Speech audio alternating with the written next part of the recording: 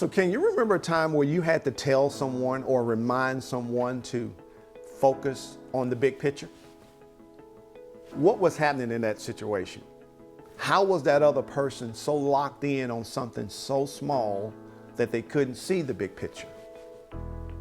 Well, today I'm going to run through a quick story, one of my favorite stories, especially to teach from when I'm thinking about focusing on the big picture. And the story is about when Jesus visited Martha and Mary.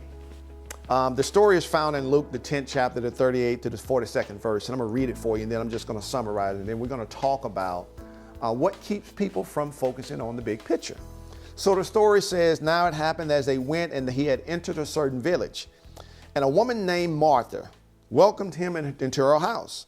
And she had a sister named Mary, who also sat at Jesus' feet and heard his words. But Martha was distracted with much serving, and she approached him and said, Lord, do you not care that my sister has left me to serve alone? Therefore, tell her to help me. And Jesus answered and said to her, Martha, Martha, you are worried and troubled about many things, but one thing is needed. And Mary has chosen that good part which will not be taken away from her. Oh my goodness, that is such a great story and analogy about focusing on the big picture, because in so many words, that's what Jesus was telling Martha. He was telling her to focus on the big picture. And don't you know, sometimes we can get stuck on these small things, and we make these small things so very, very important that we can't see the big picture. As a matter of fact, we can't even imagine what the big picture looks like because we have not taken time to look around and see it. In this story, that's what Jesus is teaching us today. Now, if you're like me, there are so many things that's happening in your life. You're trying to pay your bills. You're trying to be successful. You're trying to take care of your family. You're trying to do this and you're trying to do that. And sometimes, man, we can get lost in the mess of it all. And don't you know that's what Martha was doing? The scripture says Jesus, it also talks about his entourage. There were a group of people that was with Jesus, and they went to Martha's house. And here it is, Mary is sitting in there. And guess what? Jesus came to teach. He came to talk. He came to share a word. And Mary is actually sitting at his feet listening.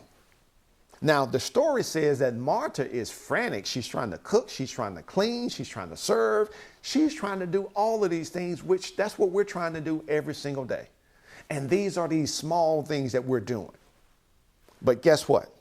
Jesus has to tell her to focus on the big picture, because you know what? Mary has done that, and Mary, what she's done, it will not be taken away from her. So it's all good. So what keeps people from focusing on the big picture?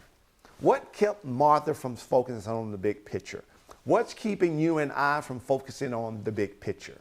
Well, there are three things, and here are the three things. Number one, the number one thing that is keeping all of us from focusing on the big picture is a wrong perspective. I mean, really a wrong perspective.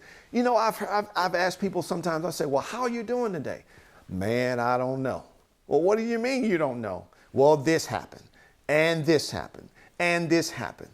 And I said, well, but you still have your strength, right? You still have your health, right? You still have your right mind, right? You still have opportunities, right? You see, they were not focusing on the big picture.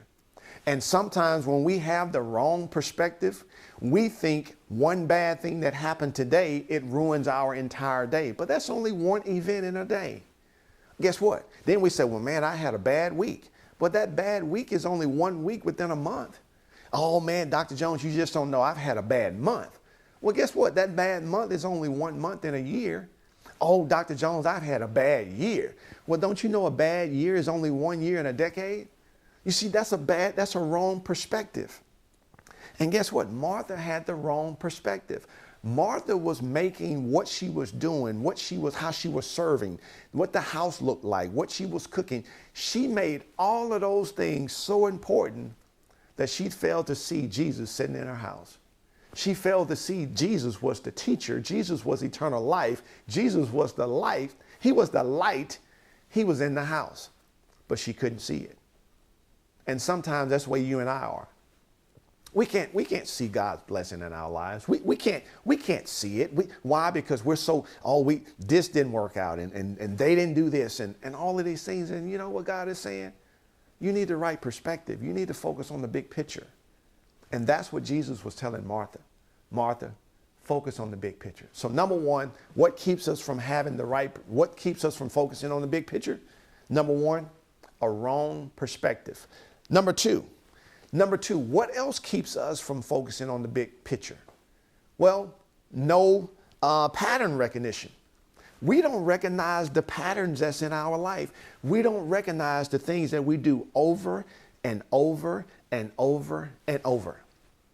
Guess what? Because we don't think about it. And when we don't think about it, we just don't think about it. And when we don't think about it, we just don't do anything different.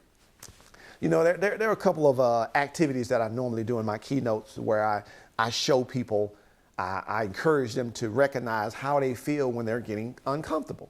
Because a lot of times we don't recognize when we get uncomfortable, because when we do get uncomfortable, we'll do whatever we need to do in order to feel comfortable again. And one of the exercises, I encourage people to just fold their arms.